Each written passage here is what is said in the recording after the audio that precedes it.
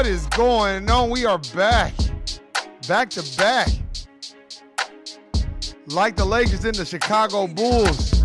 Hey, what is going on? Man, it's hot in the motherfucker. It's hotter than July. God damn. It's so goddamn hot out here. Boy, it make you don't want to do shit. But anyway, what is going on? What is going on? Man. Shout out to everybody that's out there handling business. You know I gotta send a special shout out to all the niggas that's at the corporate plantation and doing what the fuck they need to do. I know y'all out there, so I see y'all niggas handling business, working. But it's also shout out to all the motherfuckers that's sitting around the house. Ain't some niggas sitting around the house right now. Talking about, hey my nigga, what you trying to do tonight? Nigga, avoid COVID-19, nigga. That's what I'm trying to do tonight. God damn. God damn, I need to get out the house. Yeah, and get a job, nigga. Shit. Man. So much going on. But a special shout out again to all my motherfuckers that's out there handling business. And not begging and borrowing and pleading. You know, and begging again, and borrowing and pleading, and seeing how you can finesse a nigga out of shit. You know, it's a bunch of y'all motherfuckers out there. So shout out to y'all. Shout out to a lot of motherfuckers that's out there still talking about just vote, because vote really gonna change shit. So shout out to you dumbass niggas. Shout out to all my motherfuckers that feel like, you know what I'm saying, if we just get another person like Obama, then things wouldn't be the way they are. So shout out to all y'all. Shout out to all you motherfuckers buying Kanye West's clown-ass clothes and shit as he's making deals with these corporations that practice anti-black racism on an everyday basis. So shout out to all y'all niggas that just love to go buy some goddamn Kanye West shoes and pay $8,000 for a holy shirt. You want a holy shirt? Come on to my house. I got plenty of shirts with holes in them, nigga. So shout out to you dumbass niggas. And shout out to all my people that understand that the Black Lives Matter movement has been co-opted by the dominant society of the LGBTQ LMNOZ XYP. You know. So shout out to all y'all niggas. Shout out to motherfuckers that don't want to read but watch CNN and quote every little thing that they say on CNN. Shout out to all you motherfuckers that believe that David Fauci is really, you know, has black folks' best interests at heart, as they want niggas to get the goddamn flu vaccination first. Why would y'all want to do us first? Why would y'all want to give it to us first? Of course, because we the test dummies. Shout out to all y'all motherfuckers that voted for Carolyn Goodman. Well, y'all need to vote to make sure that the bitch ain't high or drunk when she doing her interviews, that she wanted to use black people as test, well, not black folks, but, you know, Las Vegas people as test dummies. Shout out to all my motherfuckers that's out there wearing these clown-ass masks that don't protect you from nothing.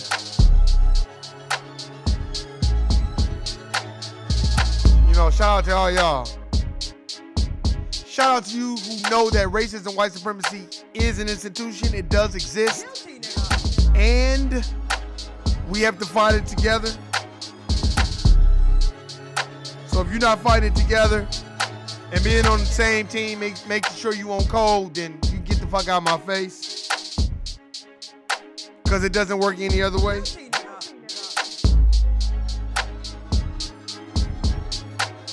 Shout out to all my finessers. I want to send a special shout out to y'all because I know y'all alive and well, probably like, damn, how am I going to finesse right now? This COVID-19 got me fucked up. Well, I can use this shit. Shout out to all my finessers that ain't worked before the COVID-19, but still running the game talking about, man, COVID got a nigga at home. I can't even go work. So shout out to them niggas. Because they do exist.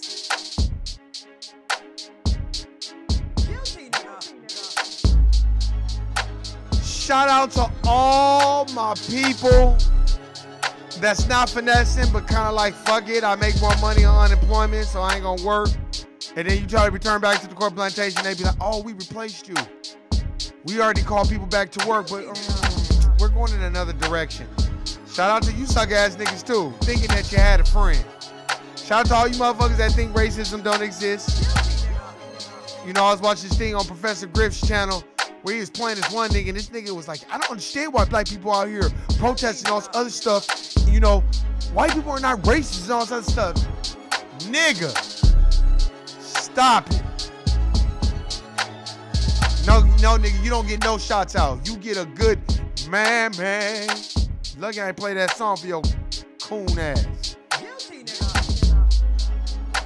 Man, there's a lot going on. Like I always say, I ain't gonna be on too long. I know I say that shit, but I had to talk about it. Nigga. What the fuck is going on? Anti-black racism never takes a break. It never takes a break. And the reason why it never takes a break is because now you see all these cases coming out. You see all these race soldiers and all these white people that was getting off on shit. Now they're revisiting shit. They beat this brother, Devontae Miller, to motherfucker ain't even got no eye. Chasing the motherfucker down the street. These are cops in Canada. See, no matter where you go, racism, white supremacy, and anti-black racism is real. They never take a break. Don't ever think. And it was two brothers, Christian and Michael Theralt, or whatever the fuck their name is. Just on some race soldier shit. It doesn't matter what he was doing. Just like I played video and audio of this situation last night, where this young brother, 23 years old, was walking and they just pulled him over and he was like, well, what you put me on? Oh, you look suspicious. Reasonable suspicion. We got to know what it is. We got to understand what's going on. Know your surroundings. Know what's going on. Know that these race soldiers can pull you over at any time and practice anti-black racism at all costs. Beat them in court. Don't try to beat them outside where you have no allies. Nobody's going to help you. Look at what happened to George Floyd. That cop knew him and kept his knee on his neck, and everybody just sat around and filmed and didn't do anything. So we got to know what it is. We got to understand what's going on. Read these books. I'm going to keep saying it again. Read, because I think a lot of the times we feel like because we know the law is going to work in our favor. There was a brother that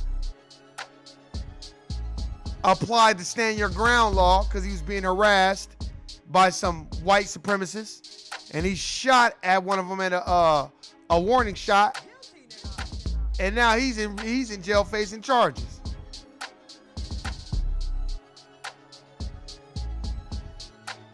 A brother named William Marcus Wilson was charged with murder last week in a connection with the shooting death of a white woman named Haley Hutchinson in Statesboro. According to several reports, Wilson was out with his white girlfriend, and Haley Hutchinson, whatever the fucking name is, Hudson, and her other white friends were allegedly racially harassing the couple by spewing out terms like nigger lover. Of course, reports go on to say that Wilson and his girlfriend got in their vehicle to leave to avoid further confrontation, but allegedly Hudson and her entourage of suspected white supremacists got in their car and followed the fleeing couple. I believe it. Witnesses say the mob that included Hutchinson allegedly tried to run the couple off the road, and that's when Wilson, fearing for his life, stood his ground and fired a warning shot from his car. Hudson was fatally wounded from the alleged warning shot, and Wilson was ultimately charged with murder. The state of Georgia prides itself on being a stand-your-ground state, but many people believe that the white lawmakers pick and choose who is allowed to protect, who is to be protected under that law based on race. So, with that being said, that stand-your-ground law don't work for niggas. It works for white folk, but it don't work for niggas. Now let's go back to origins. Who made these laws? White folk. Why would they make them for black people? I remember there was a case where this sister was being harassed by this brother, and he was kind of putting his hands on the sister. So she went and grabbed the pistol and she shot him. And she shot him a couple of times. So the police was called. They arrested the lady, the black sister. And her attorney ran on the stand your ground. It's like, nope, that's not pliable to her case. So y'all need to understand, these laws, you can know the law all you want, but when you're dealing with the people that make the laws, they don't give a fuck. They'll change the shit. They'll just move the goalposts. They'll move. Oh, these are the rules? Yeah, you said these are the rules. Oh, sorry, nigger. Now these are rules. These are the rules now. So while you thinking, well, I know the law. Hey, don't just think you know the law. You can get away with shit, because that's not how it works. But I think we think that's how it works because we feel like, oh, well, I'm following the loop. No, the rules apply and they're to protect the dominant society. Like race soldiers, they are there to protect the dominant society. They are there to murder black society. So don't think that they're there for you. Period. I don't care how nice they are. They smile and take a knee and play basketball with you and all this other shit. And they try to frame this picture of the police or law enforcement that they're there for the community. They're not there to protect us, sir. They're there to protect the dominant society and serve your ass with some bullets from a gun if you get out of line when you're dealing with the dominant society. And don't forget that. Don't ever forget that shit. So don't be walking around here thinking like, I know the law. Yeah, you know the law. Don't get cocky. Don't get arrogant. Don't be no clown. You know, if you got to understand this stuff, understand that these people, the dominant society, white folk, understand their privilege, understand what's going on, and don't stop trying to have dialogue with these people to get them to understand that. And tell them to go read Black Labor, White Wealth. You want to get an understanding? Read Black Labor, White Wealth. Read the new Jim Crow. There's plenty of books out there where you can get an understanding. But most white folk don't give a fuck about no understanding because they're not trying to change and destroy their privilege. And y'all need to understand that and stop being mad and poking your lip out when some racist shit go on and then white people don't have no, I would say, compassion in their heart. Why would they have compassion about people they don't respect? So you need to understand that. They don't respect us as a racial class or group. So stop trying to bring them along with your success.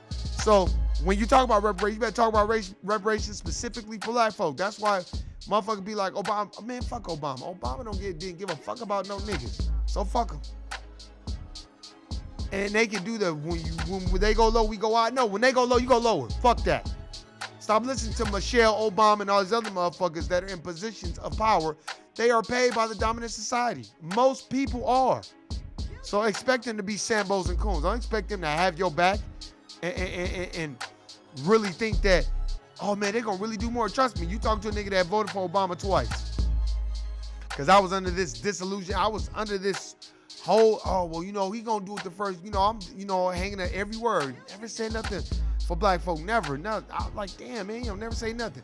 By 2013, 2014, I was over that nigga. I was like, man, fuck this nigga. This nigga's full of shit. What has he done for black people? Nothing. Nothing. Then you get Donald Trump in office. That nigga don't give a fuck. It's about, why you think everybody's still going to work with this pandemic? Because nigga, that nigga's about money. So I don't give a fuck if we jeopardize the niggas at the bottom. Long as we making that money. It ain't a damn thing funny. And fuck those niggas. And we gonna keep giving the money to law enforcement because they're doing the bidding for the dominant society, which is us. And I don't give a fuck about no niggas, period. And I can still sit up here as the president, Donald Trump, and still say I've done more for black people than the last president has. Because guess what? Technically, he has. How, Warren? Because he acknowledged that black people built this country. And Obama did not even mention the word black. Not one time. With all these niggas getting killed under his watch, he never mentioned black because he's not a native to this landmass. He didn't help build this country. So he doesn't associate with us. He associates with them people that's for the dominant society. Don't forget it.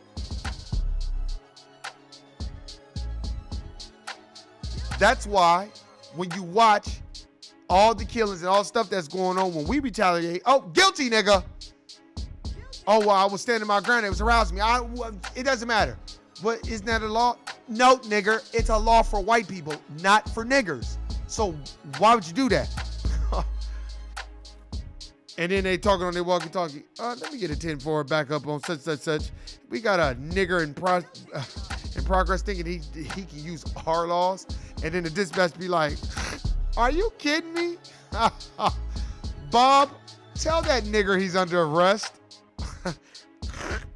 That's a 10-4. I already told the nigger he's under arrest. That's exactly how they think. Stop. Why would you think you can even do that? But you know why? Because sometimes you be like, you know what? I stand my ground. Yeah, niggas, stand your ground for white folk, not for niggas. Stop. But these laws are not systematically oppressing black people. Stop. Stop. Y'all better stop listening to Al Sharpton with his NBA Jam big head ass. Stop listening to him. And y'all better start waking up and listening to people like Dr. Claude Edison. Stop, man. Stop it. Because that shit is going to get you killed. Oh, well, we got to do this. And police reform. Police reform ain't nothing but moving people around to another department, but keeping the same laws and policies. Motherfuckers don't give a fuck. Stop it.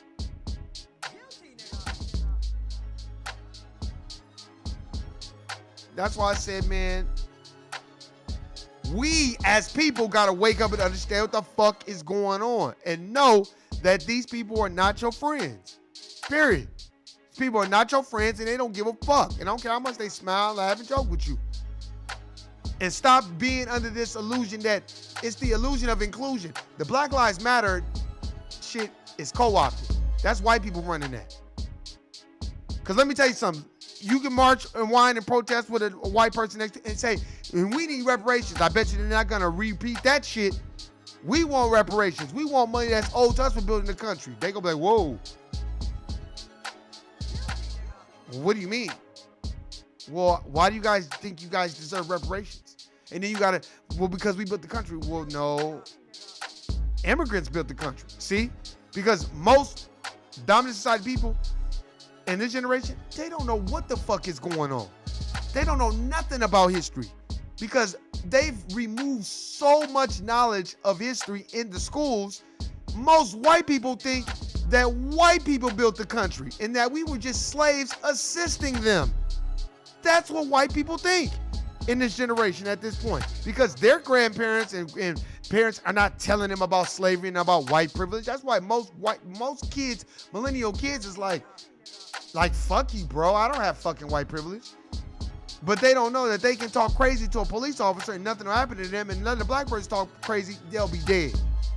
And that's because, in my personal opinion, the education, lack of it. Look at TV, you think they'll ever show Hidden Colors on TV? They'll never do that. You know what they show on TV, on BET? They show Stomp the Fucking Yard. That's what they show on TV. Soul food, that bullshit. They're not gonna show nothing of any type of history remotely close to us building this country. Ever. Hey, let me play this shit. I'm about to play this shit so y'all can see what the fuck I'm talking about as far as these race soldiers and fucking niggas up and then getting off not guilty and they just listen to this shit. Good evening and thank you for joining us. We begin with the verdict in a case involving a violent confrontation between a black teenager, an off-duty Toronto police officer, and his brother. An Ontario judge has found Constable Michael Theriault guilty of assault. Christian Theriault was acquitted of the assault charge, as well as a charge of obstruction of justice. The brothers were accused of chasing 19-year-old Defonte Miller and beating him so badly with a pipe, Miller lost his left eye. He lost his left eye. So he should sue them civilly, them two, and whoever they worked with separately.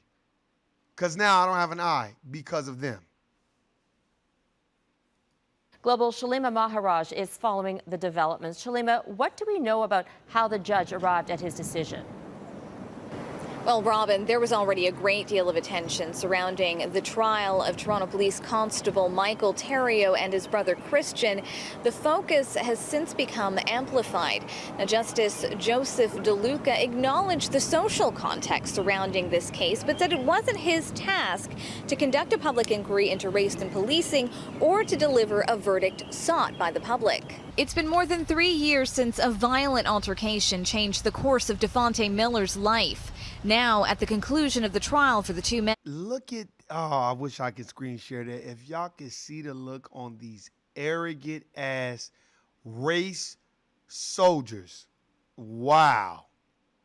Accused of beating him. We've come a long way, you know, because I remember the night when this happened to me, I ended up getting charged, you know, and now we're in a situation where an officer has been held accountable to some extent. Justice Joseph DeLuca read. Well, Devontae Miller, he sound a little Sambo-ish a little bit. No, we did not come a long way. He beat me, and his brother beat me until I don't have an eye. They should get the death penalty. They should be serving life in behind bars. That was racially motivated, which means he must have got some cash. See, y'all got to watch out for that shit. When family members be coming out splaining and samboing and mammying, they going to get the mammy shit, because what happens is you get fucked up, then they brokerage a deal. Well, here, we're going to give you this, and you basically say things have changed. And if not, if you want this money, you're going to do this. Not sometimes you can't take that money. And I get it. I understand.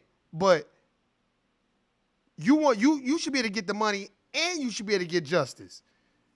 But, you know, him on there, oh, well, we came along. Nah, nigga, I'm sorry. I disagree with that, nigga. We did not come a long way. The fuck you mean? You ain't got an eye because of that. Stop. On his 62-page judgment via YouTube. It took more than 4 hours. The brothers were charged with aggravated assault and obstruction of justice.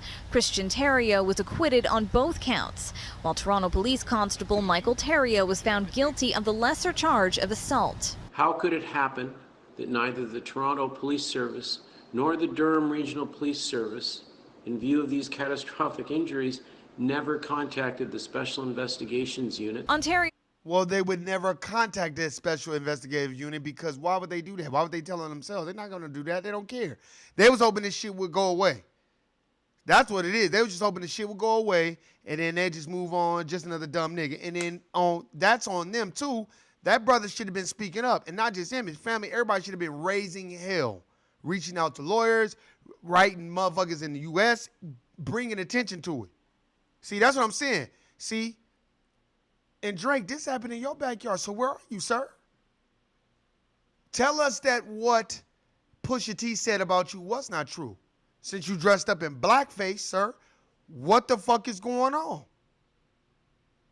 Why don't you use those white Jewish connections to make sure those race soldiers pay for what they did to a brother? Since you're making all your money off of the melanin in your skin from your father.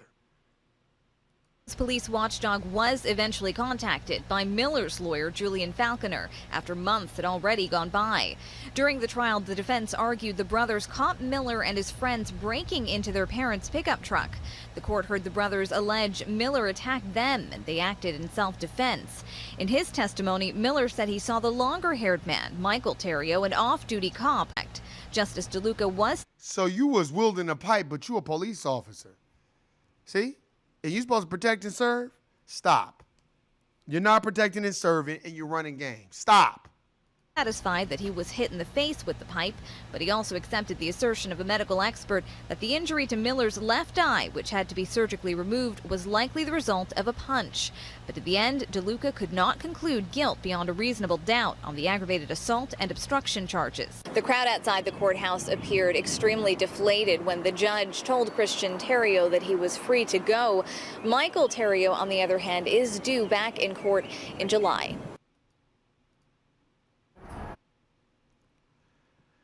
Now that y'all heard that, that's why I said anti-black racism, it never rests. It never takes a break. Ever. Ever. These two fucking race soldiers beat this kid into a pulp where he don't got no motherfucking eye. And the judge is talking about, oh, well, I couldn't bring no charge on him. Stop.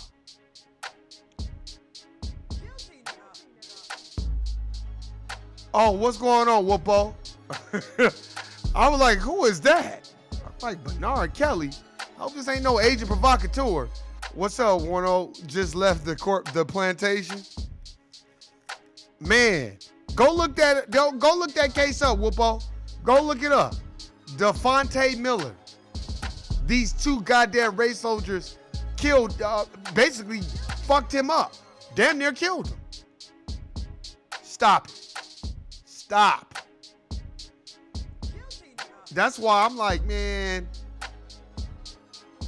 my whole thing is this. Why would you, even if you see him breaking into somebody's car, why'd you beat him upside down? Why would you? So you must have hit him hard as fuck. If you didn't hit him with a pipe, you must have hit him hard as fuck. They talking about, oh, well, the medical examiner said that he was hit with a hard punch. Well, whatever it was, you fucked up his eye. So if you fucked up his eye, I want to know, why is it you are not paying for what you did?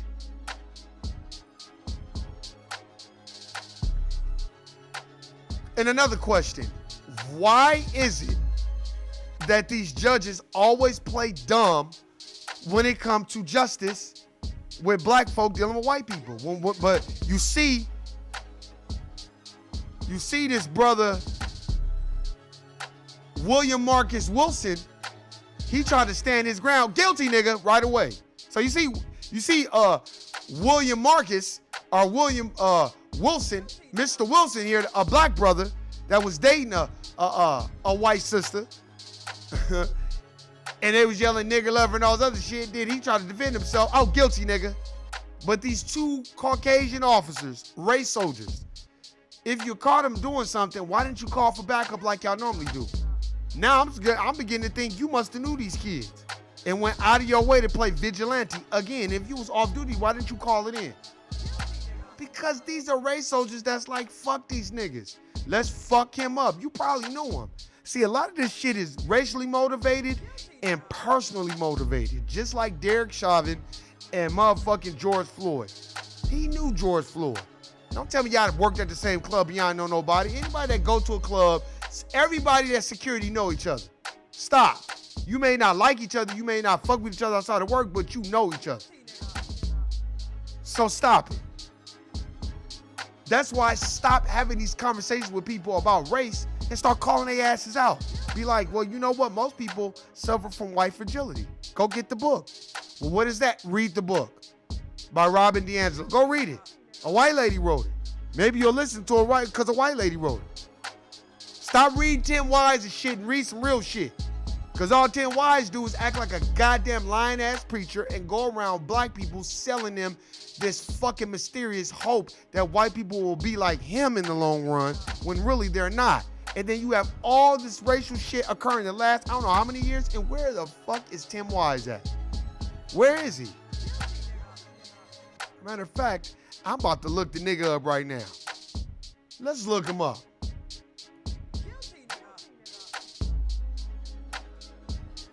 I want to know, let's look up Tim Wise.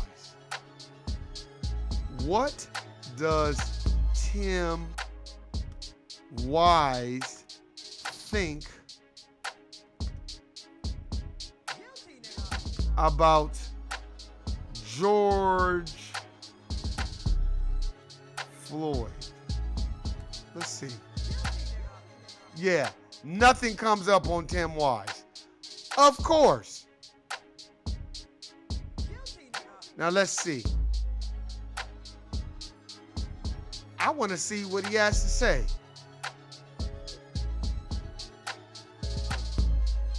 Let's see. He was on somebody's podcast, so I want to see. And the reason why, like, why you want to see more? I want to see. Politics done right. I'm Egberto Will is your host. I'm here with Tim Wise. Tim Wise is among the most prominent anti-racist writers and educators in the United States, spending 25 years speaking to audiences in all 50 states and over 1,000 colleges and high school campuses at hundreds. Now you see he's giving you this whole dossier on Tim Wise. But I'm just gonna let y'all know Tim Wise was saying and talking a lot of slick shit about Dr. Frances Cress Welsing. A lot of slick shit about what she was saying and her studies and her work. So I'm just gonna let you know that because motherfuckers don't know that.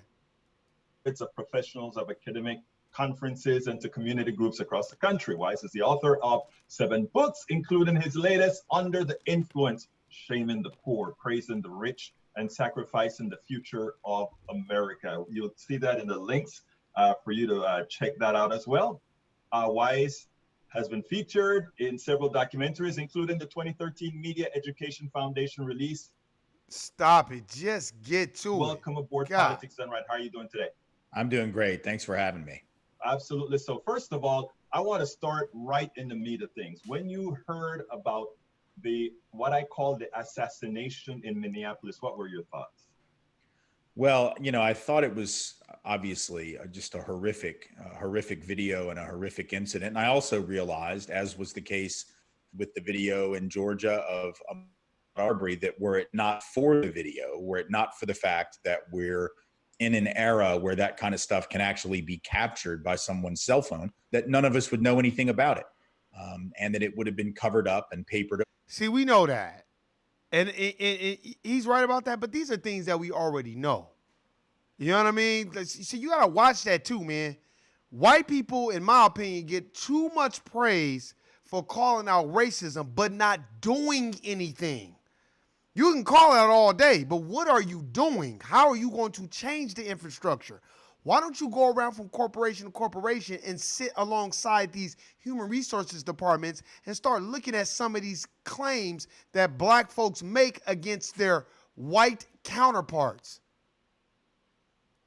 So that was the first thought. The second thought, which I found really incredibly disturbing, but I've had it before, was contrasting the relative lack of outrage by white Americans, obviously with some exceptions, but the general lack of outrage on the part of white Americans relative to the outrage that white Americans have been expressing over having to wear a mask in Costco or having to stand 6 feet away from someone when they go into Trader Joe's, or having to maybe stay inside because there's a global pandemic and you don't want to kill anyone or die yourself. Like the idea that... But what does that have to do with George Floyd being killed, though?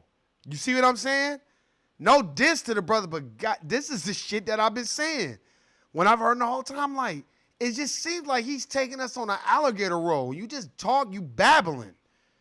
Come on, get to it. We talking about George Floyd. You talking about the goddamn pandemic. Stop. Tyranny is taking... And I'm playing this so y'all can understand why I am the way I am. When you listen, we deal with that enough from the coons and the Sambos who just talk around in circles and they don't really want to call out the systemic problem of racism, white supremacy, and the anti-black racism that the majority of the dominant society practices towards black folk. Like, that's what needs to be said. That's what needs to be done. Like, okay, this is what y'all doing and this is what we need done. Not, oh, well, it's so much soft shoeing. Over, which is what a lot of these white folks at these state capitals seem to believe because of these social distancing requirements. But when a black man is killed by an agent of the state, by 4 agents of the state, the other 3 standing around watching it happen and doing nothing, that's real tyranny, that's real oppression, and they say nothing at all. And so I just find it fascinating to look at the contrast between the things that white Americans protest, by and large, and the things which we don't. And obviously there have been some fantastic, white folks who have joined in solidarity in Minneapolis and around the country and are fed up with this stuff too. So I don't want to suggest that there aren't some white allies out there doing the work. It's just obvious to me that by and large, white America is on a very different wavelength in terms of what constitutes oppression. And that's something that concerns me greatly. Yeah, I get, okay. Yeah, you went all around the point just to kind of answer the question, but I guess. Tim, because of the context of what you said, I need to ask it in this manner. You're a white guy. Please tell me. I am indeed. Please tell me, because it is this. this is important, and this is what I try to get across. These are things that you can do that I can't. Yeah. What was your switch, or was there a switch that allowed you to see through take the colored glasses off and actually see that there was really a disparity, that there was a difference in the way people's framing occurred? Sure. Well, you know, a lot of credit for that goes to my upbringing. Here we go. I just want y'all to know, here we go. There's no diss, but once you start dissing Dr. Francis Cress Welsing, because I heard the video. He probably had it scrubbed off the internet. Because I heard the video of him dissing Dr. Francis Cress Welsing, and then I heard the video of Dr. Francis Cress Welsing and Neely Fuller Jr. talking about him and talking about how white people will do that. And Neely Fuller Jr. had a great response to it. I'm going to find it. A very good response. But here we go. Talk about his family. My mom and my daddy. Now listen to this. I think I was very lucky, very fortunate, frankly, to be raised in the South. And that may seem like a very strange thing for, not really. You know, I think it might not sound strange to you, but I think to a lot of white folks, in particular white liberals, would be stunned by my saying that, because a lot of white liberals who live in Northeastern or West Coast or other places who look at the South, you know, as just this sort of backward. And you notice he said white liberals. Now, let me break this down for y'all. And I don't claim to know now. No, this is the No I Don't Know podcast. So I don't know shit, but I can tell you something that I've observed. When we get to talking about anti-black racism and racism, white supremacy, you notice the dominant society will always bring up Republican or Democrat. Well, you know, white liberals, such, and, you know, and the Republicans from the South. And what does that have to do with racism, white supremacy, and anti-black racism, and how y'all practicing it on us every day? See, don't let them start bringing in those titles. That's like being like, oh, no, he's white and he's rich, but he's not racist. Stop. Or he's racist, but he's poor. It doesn't matter whether you're poor or you're wealthy. A person who practices anti-black racism, you're a racist, period. And you have white privilege, and you're using that power to oppress black folk. Stop getting caught up on these titles. Stop, you know, because that's how they, in my personal opinion, what I've watched and seen, that's how they get niggas a lot of the times, that way. Swamp of folks. What they sometimes miss is that for those of us who were white and grew up in the South and nonetheless ended up progressive, which is not a given by any stretch, but if you are white and you grew up in the South and you ended up on the left, one thing that I know is that your progressivism came through the crucible of race. It had to, because race is the background noise of everything that happens here. Translation for all the babble, your progression comes from the backs of black labor. See, this is why I remember I had to tell my, he's like, yeah, man, Tim Wise go hard. And I had to tell him, look, man, I don't know about that Tim Wise shit. And he was like, nah, man, he going hard. And I was like, yeah, he cool, but I don't know. Because the rhetoric that he was spitting, it was almost too good. It was almost like a preacher. And when you listen to a preacher, oh, they good. They know how to alligator roll you and then be like, okay, you know, God said, let there be light, and there will be light. Yes, Lord. And now we need y'all to give to the building fund. Now we going to want y'all to stand right here. We going to pray for these people. That type of shit. Man, fuck all that. Man, get to it. And that's what I'm saying. What he just said was some bullshit. You better go get this book, Black Labor, White Wealth, and go on powernomics.com, because you can't get it on Amazon. Guess why? Because the shit costs $500. So just, you got to really break down what people are saying. When white people are talking about race, if they're not brutally honest, then now you got to start looking for the code words that they're using, because he's basically kind of soft shoeing around it, if you ask me. You cannot grow up in Nashville, where I grew up, one of the main locations of the civil rights struggle historically, and not understand the centrality of racism, whereas I think you could grow up in Portland, Oregon. Even though racism is the background noise of everything there too, as black folks in Portland will readily tell you, but you could be white in Portland or white in Seattle or white in in LA or the Bay Area, and perhaps maybe come to your progressivism through different issues and different lenses. You can't do that in the South. You may come up in the South and still have great climate awareness and economic awareness. Now, do y'all understand what I'm saying? What does that have to do with George Floyd? And what the fuck are you talking about? That's what I don't understand. That's why I'm telling you, I heard him.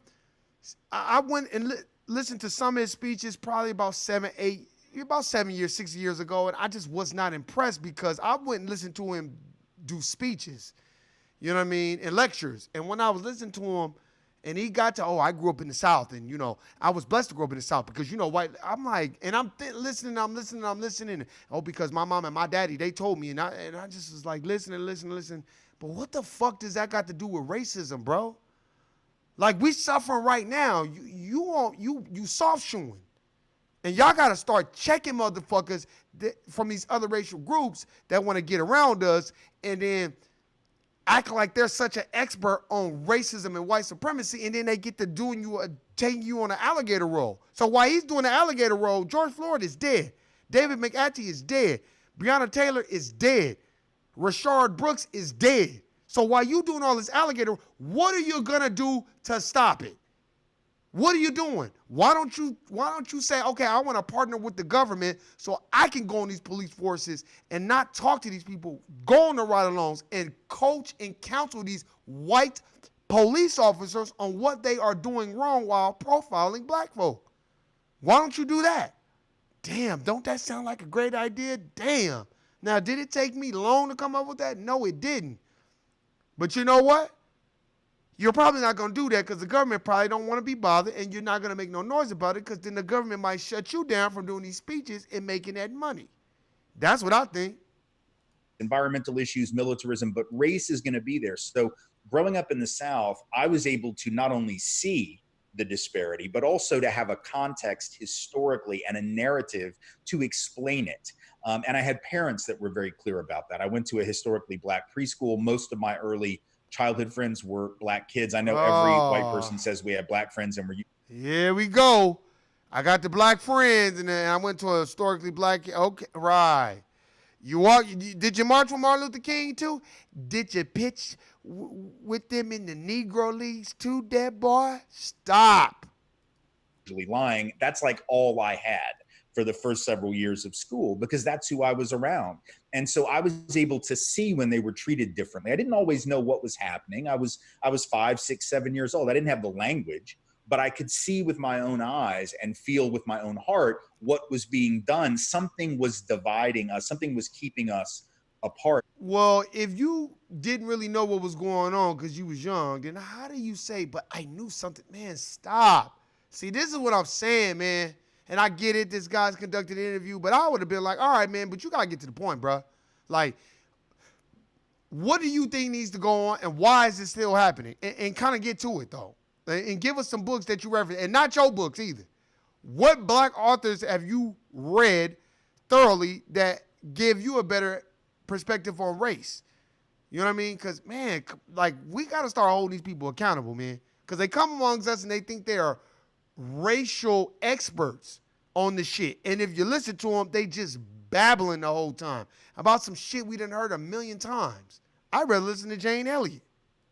And that they were being treated differentially. And I think that lens was very helpful as I went through life and, ultimately became an adult, went to college in New Orleans where, I was able to see very, very clearly the disparity between what it meant to be white uptown at Tulane versus what it meant to be black in that city. Even though it's a black city, culturally and demographically, it was a very divided one. And it was easier for me to see that, I think, because of my upbringing.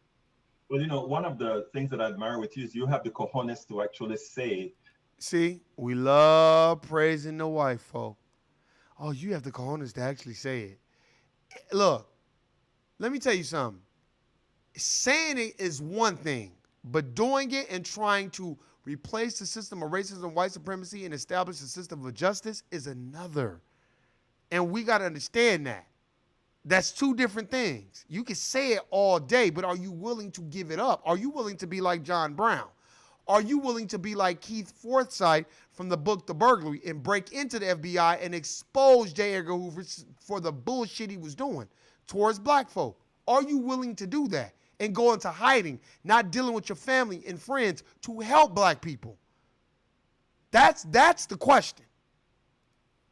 Talk to white liberals in general, and just stating the fact that you're born in the South. The things in the South aren't a hell of a lot different specifically than the North. I mean, the busting occurred in Boston. I mean, the killings in Minnesota occurred in progressive Minneapolis, and we can talk about all the laws in Oregon that you had to be out of certain places at dark. Right. So there are not a lot of people that have the honesty. By the way, I do a whole lot of activism, and it's amazing that. All right, this brother just babbling. All right, you babbling, brother. I'm sorry, and not just that. You talking in circles. I can't do the alligator roll.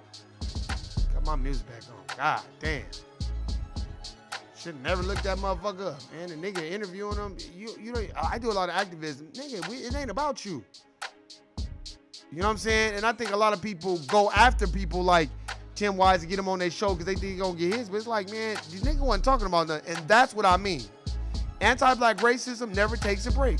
It never takes a break. And when you think you can go to the dominant society and they're gonna come out there and call out the systemic racism and call out white supremacy and call out the anti-black racism that we deal with, and when we start talking about, well, we need reparations and we need land, wealth, and resources, start talking that to your white friends and let's see how much they agree with you then. I bet you if you asked him why, that motherfucker gonna be like, well, they should get free education. Yeah, because that shit don't cost nothing. They can wipe that away. And it ain't taken away from they shit. So you want me to get free education so I can be back integrated into your system. Now, what kind of shit is that? No, nigga, give me the bread. As Brother Tony Muhammad said, when you marry a woman, right, and you don't have any money and she helps build you up into a billionaire, when you divorce her, what happens? It's time to go to the bank because she's going to want her severage package. Right? Right. I was like, when he was on Nick Cannon's corner class, I was like, damn, he broke that down. He said, well, we want a divorce from the United States of America and we need our money. So go ahead and cut that check. Cut no check, but they'll talk about Black Lives Matter all day long, but they will not talk about cutting no check. Because once you start talking about cutting a check and us being equal to them, shit, they gonna be jumping out of buildings. If one day we woke up and they were like, we're giving black people reparations, $100 trillion, which amounts to $5 million per black person. You know how many white people will be jumping out of you'll really see the races then. And it won't just be from the South. And it won't just be the typical down South races. Oh, it'll be the covert races that smile with you every day at that corporate plantation. Then they'll be going on these social media, fuck these niggas and why they get shit and they don't deserve this and how do we know they really built this country? Trust me. If you don't think that'll happen, let these motherfuckers say we're gonna give black folks the reparations that they deserve. Cause that's what happened. But hey man, I just thought I'd hit y'all up and I wanted to play that so y'all can understand what's going on. This is the No I Don't Know TV series. If you're out chilling and you ain't got your goddamn mask on and then you talk about, dude, I don't even know where the racism is coming from, man. Like, it's no guilty, nigga. You are racist and the fuck out of here. Hey man, I'm out. Peace.